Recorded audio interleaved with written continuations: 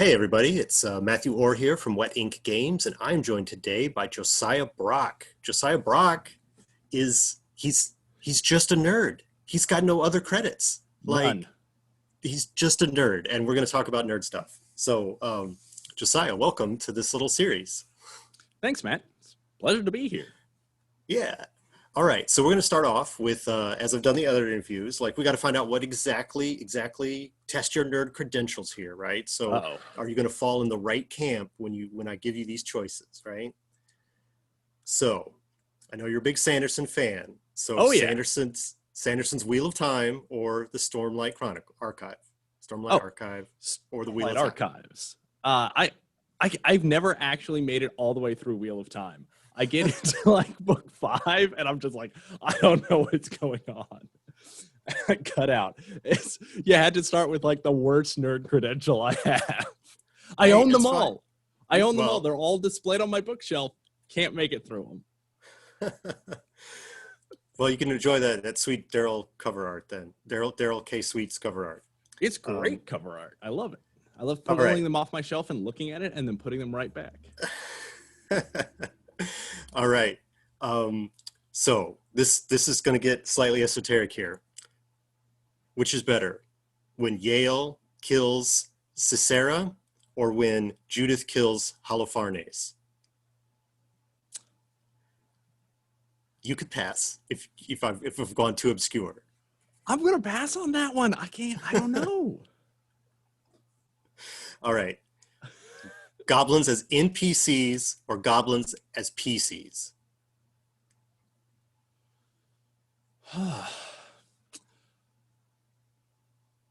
So this is going to be really bad. But goblins as cannon fodder. It doesn't matter if they're NPCs or PCs. They always die, and I always use them as plot hooks to move things along, and they're always dead. There's always a corpse. They're not just a corpse, a lot of corpses, like all over everywhere. So just cannon fodder. I don't care. If you come to my game as a PC goblin, you're probably going to die. All right, fair warning. So do you prefer to be a GM or do you prefer to be a player? GM. Absolutely. I'm not even playing in any games right now. I had to drop out of all of the online games because everything's online now. All of the online games that I was a player in, I have dropped out of. And I only GM now. All right. So all your games are online. So do you prefer, now that you've had a while to do it, do you prefer online or do you prefer the tabletop still? If you'd asked me before COVID, I would say in person. But now I'm really leaning towards the online. There's at least one of my groups, we're going to stay online because none of us live in the same state. But even the one that we were meeting in person, we're thinking of staying online. We've liked it. Awesome. All right. So this one, I know you also like board games. So I'm going to ask you. A little bit. Roll for the Galaxy or Galaxy Trucker? Oh, Galaxy Trucker. Are you kidding me? Galaxy Trucker is like my #1 game. I love that game. Nobody ever plays it with me. I have it on my phone. I like it so much. Excellent. Excellent. Oh, yeah. All right. Galaxy Trucker. Galaxy Trucker. So sometimes you got to throw a softball. So, sometimes, yeah. All right. So we've discussed this a little bit before. Like you and I may be the only people that have actually run all of Wet Ink Games' current games. We got Wild Skies, and we have Tenebria, and we have Never Going Home. I guess Never Going Home came out before Tenebria, but those are the 3 that we have. And I know I've run games of all 3, and I know you've run games of all 3. And I think we may be the only ones. Only ones. If you've done it, you're watching this video, let us know. I'd love to be wrong, but click subscribe and comment that you're that's right. You're one of us. One of us. Yeah, I was doing the math on it, and I'm pretty sure that puts us in the like 0.0001% of all humanity. So in other words, you and I combined are Jeff Bezos. Oh, in rarity? In rarity. Yeah. All right. I don't know if I want to be put in Jeff Bezos camp. But I guess I mean, this video is probably being recorded through technology that he owns, so Well, he owns all technology, so right, right. yes. Well, but he runs all the server farms, so Yeah. okay. We don't want to talk too much about the Dark Timeline. This is supposed to be about you and you playing games. Me. So tell me some about like your process of setting up a game. Like I know you ran a game of Tenebria at GenCon Online. Mm-hmm. So to do some background on me a little bit, I do improv comedy. I've done it since like middle school at summer camp. I did it in college a little bit. I did it in graduate school. I actually even teach conflict management through improv comedy. And so when I come to the table to run a game, I draw heavily on my improvisational skills. I'll have some sort of a plot going. For instance, in the Tenebria one that I ran, I did my own. I wrote my own about having to get a pig for a feast. The team was the morale. Well, they weren't actually the morale officers. They decided to be the morale, like under the morale officer, and they ate all the food. So they were like, no. They're like, you mind if I make changes? I was like, no, not really. Like, what are you going to change? They're like, we want the pig to be the shamans. And I was like, what? Okay. And then it ended up that the way they got the pig Some things are so hard to yes and like they are, but I did it. And then they went and they convinced the shaman that shamanism was heresy, converted the shaman to Christianity, and convinced him that the pig was a component of heresy. And he let them take it. I was like, well, that wasn't where I thought this was going to go. They loved it. They had a blast. I didn't do anything. They did it all. It was great.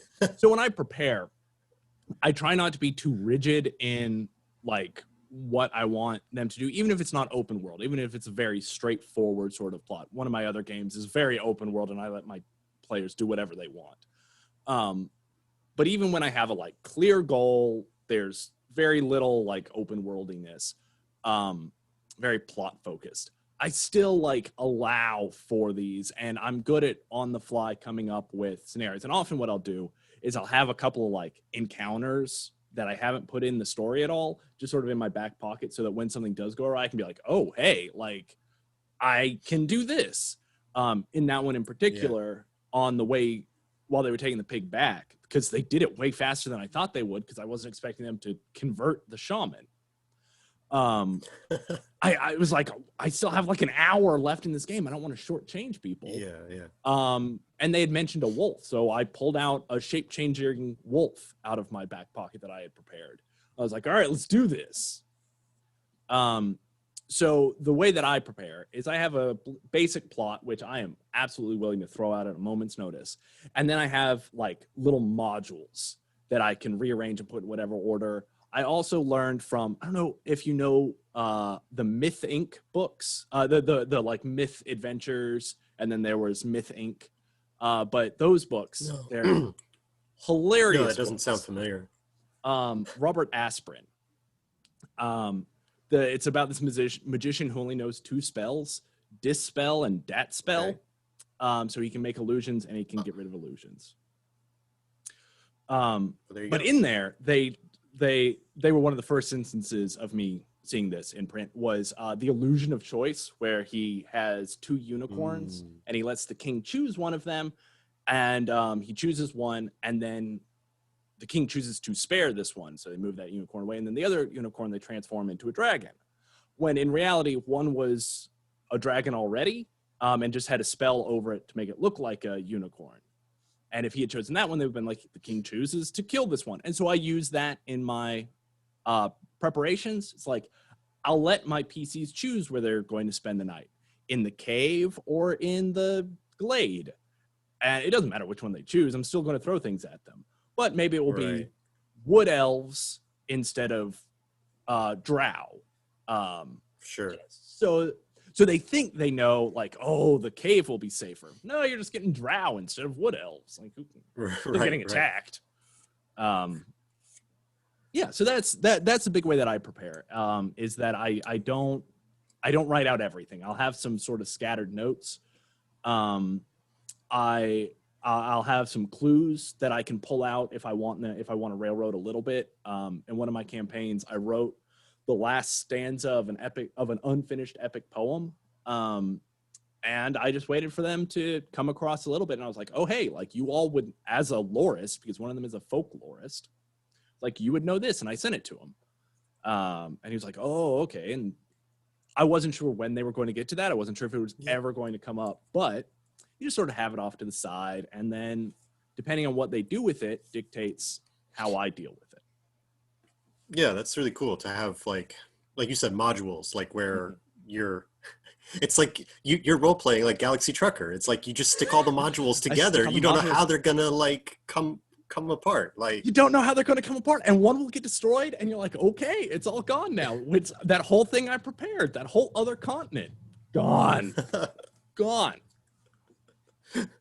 But that's fine, because you got yet another continent in your other back pocket, right? In my other back pocket that I pull out and put over here. Excellent. Okay, so I know you were talking about running the game at GenCon Online.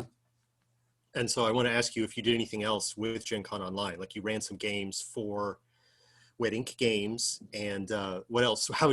Just generally talk about that. Like, what was GenCon Online like for you this past year? So I ran 3 games. Well, I ran 2 games for a total of 3 games. I did one of Tenebria, and then I did the Heart of the Forest from Never Going Home twice. And frankly, I forgot Gen Con was happening. I don't know if I told you this. I forgot it was happening.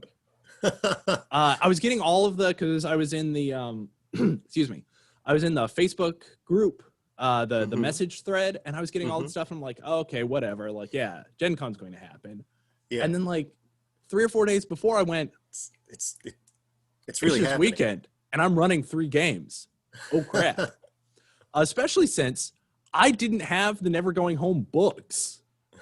So I like called Brandon. I was like, so I forgot that I need those. Like, I don't like using PDFs when I'm running games. I like having PDFs when I'm like just browsing or whatever. That's fine. But I like putting tabs and being able to flip around because I run things like improv. So I have to flip between a billion things really, really fast. I never know what I'm going to need to look up. Anyway, so I called him like the Tuesday before. I was like, I need to buy these books. And so he drove them over so I could tab everything that I needed to tab.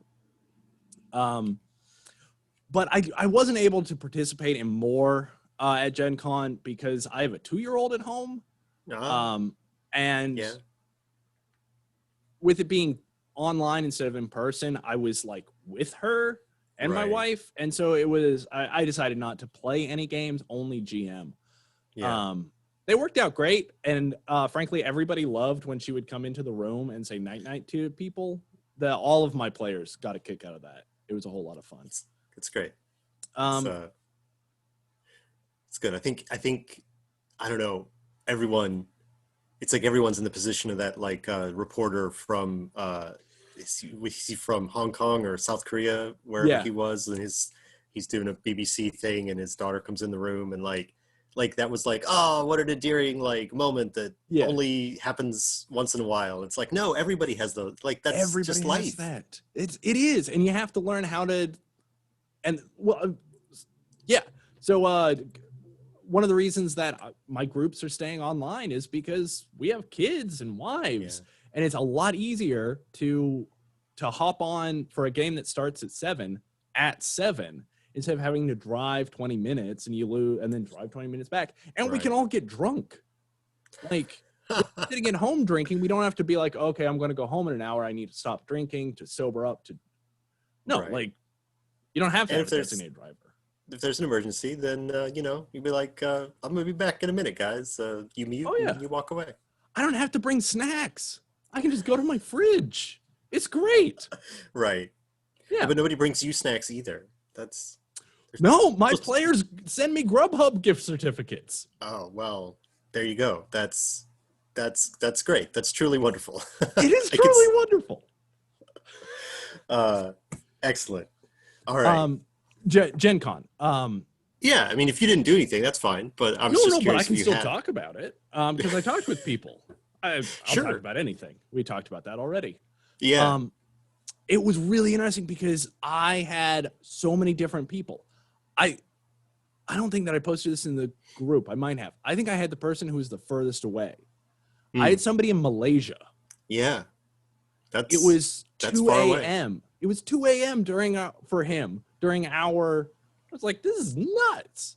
It was great. I loved it. He was in the Tenebria. He only got into it because he loves ancient Rome. He Hmm. saw that and he was like, I have to do that game. Yeah. He was the first one to sign up. That's cool. That's It really was cool. super cool. I was so Yeah. happy about that. I've I played in a game in GenCon Online, and I don't think we went through like where everyone was. Somebody was. It was there was a guy that was. He was talking to his. He's like, oh, I got to put my kid to bed, and then like he got up and left for a couple of minutes. And he came back, and it was. I was like, what time zone are you in? Like that you're putting your kid to bed right now? And he's like, oh no, not bed, like a nap. I'm on the East Coast. Like it's just nap time. It's not bedtime. It's like, oh, okay. So I think we were all, I think it was Central and Eastern, right? It wasn't like Mhm. that exotic, but like I was like, this was like 11 a.m. or whatever. And it was like, he's like, no, not bed. A Yeah. nap. Every game that I played, my daughter went to sleep during. So some of them were naps, some of them were bedtime, and just it happens. Yeah. It was also a lot of fun because you could tell sort of what time zone people were in because usually somebody else would bring food. Mm, Like my wife would make dinner and she would, because I was in a room by myself with the door behind me, and she would just come in and like hand me a plate and be like, oh, thank you. And then the players would have their spouses or roommates or whatever, just like come and bring them a plate of food. And you're like, oh, it's dinner time for you. You must be Central Time. I'm like, oh yeah, I yeah. am. You can see the dinner, progressive dinner around the Around Zoom the call. world, around the Zoom call. Yeah. Yeah. Yeah. All right. Or whatever you were using. All right, so I know we don't want to go. We could chat for a long time, but we should. I want to ask you this next question here. Like, Sure. what's next in the nerd life of Josiah? Uh, well, so the current next thing for me is unknown, and because my birthday is coming up in like 3 weeks, and my Amazon wish list is just board games, so I have no idea what like the next exciting thing is going to be for me. And then after that, it's going to be the next book in the Stormlight Archives, Rhythms of War. I've already pre-ordered it. All right. I get it the day it comes out because I bought it on Kindle. I know people are like, it's not a real book. I don't care. It's easier to read on Kindle. I can blitz through it way faster. And then also at work, I don't know if you can read, but I work at the Student Activity Center at the University of Louisville, and we have two clubs. The I don't know their actual names. We have a board game club and we have an like esports club.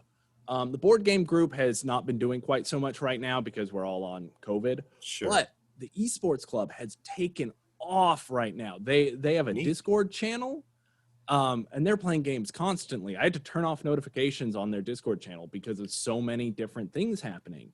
It has been amazing, and I've been kind of working with them. They have they're in a different building, but I have the technology. I run the technology for the Student Activity Center, so I have all kinds of technology that I've been helping them with and integrating into their systems to let them stream better. And it's been really fascinating to do this with these guys. So yeah, those are like the next things that I'm doing. I'm also That'll- working Tenebria. I was texting you? No, I was Discording with you guys about the hexes. oh, you're right. And so I've been working on some homebrew hexes in Tenebria because Okay. I want to rip people's bones out of their bodies to make magic with in the middle of combat. Yeah, that's. I mean, it's supposed to be light magic. That might push the limits, but hey, That's why homebrew it's is homebrew. homebrew. It's Yeah, homebrew. it's Yeah, homebrew. Well, awesome. All that sounds pretty exciting. Like, it yeah, is. all that. all that nerd stuff you're doing. All right, are you ready for the pitch-a-rama here at Yeah. the end of the All right, interview? let's do this. Okay, so the way this works is we're gonna give 5 minutes, and we're starting with a single idea, and then we're just gonna spend 5 minutes talking about it and seeing what we come up with. All right, so Okay. starting the timer now. So my idea is, I know you're a fantasy guy. You got the Stormlight Archives on the way. So I want to talk about maybe gamifying or profiling like an undersung, underappreciated part of like what has to be like um, an element of like a fantasy world. Like you've got the dragon fighting knights, you've got the mages council, like those have been well examined. What under-examined, perhaps underappreciated part of a fantasy world would we like to develop into some kind of a game? One of the fascinating parts about one of Sanderson's other series, in the Mistborn series, is that he has a trilogy which is set at this point in time. And then he has another trilogy in the same universe set like 100, 200 years, I can't remember offhand, later. And one of the fascinating parts about it is that he upgrades the technology. He's also planning another one later that will be space age. So it's gone from like feudal system to Old West to space age.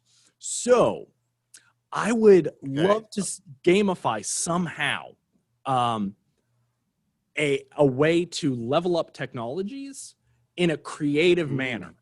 Because one problem that I have with like the Civilization games, which I love, but there's a like the technology tree. You research this, and then you have like options, and you research this, and then you have options, and then and it's very straightforward. I would love to be able to somehow have a little bit more creativity with how we're able to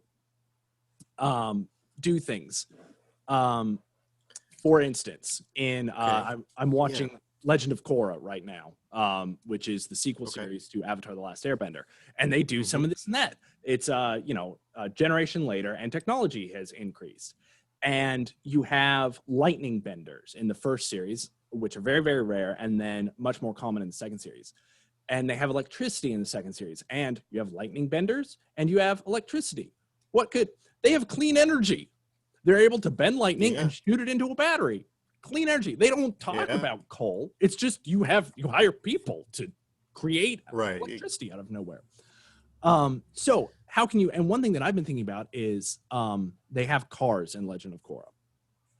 How much could we do if we had the ability to bend metal, to control metal with our minds inside of an enclosed sphere? So you, instead of building an engine that is two halves, that you put everything in and then close up. I'm not an engineer, but whatever. What if you could have a single like enclosed thing and be able to manipulate the stuff inside?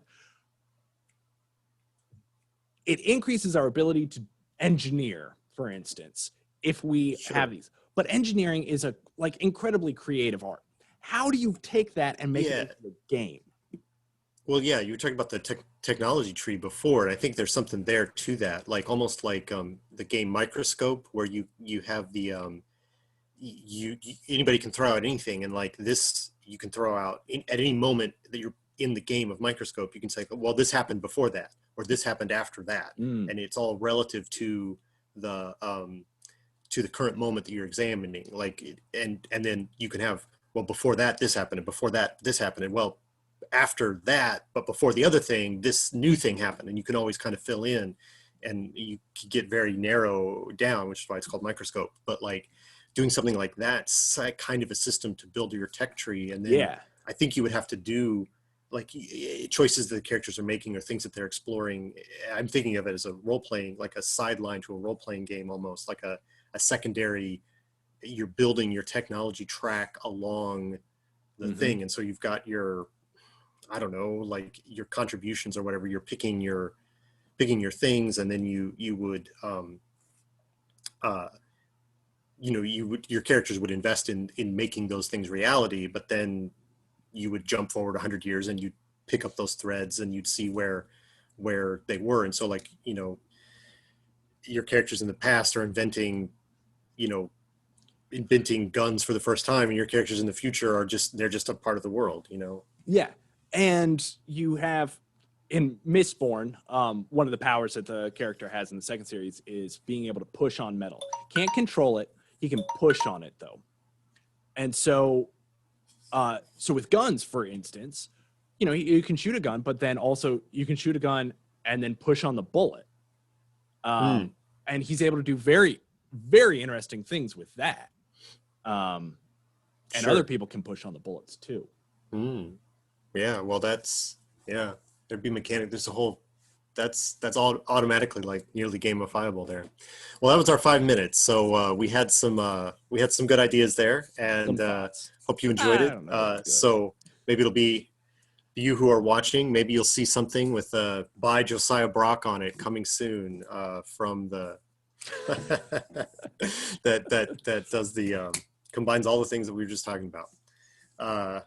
Josiah, thanks for talking to me today. Do you have any final words for the people who are watching this video? Any final thoughts? Any last things you want to say? Well, first off, thank you for inviting me. Anybody watching, like, I don't need credit for any of my ideas. Feel free to steal them. I have no problem with that. No problem whatsoever. Well, there you go. Steal from Josiah. He said it's okay. Communism. Again, thank you for watching this video, and we'll talk to you again next week. Bye. Bye-bye.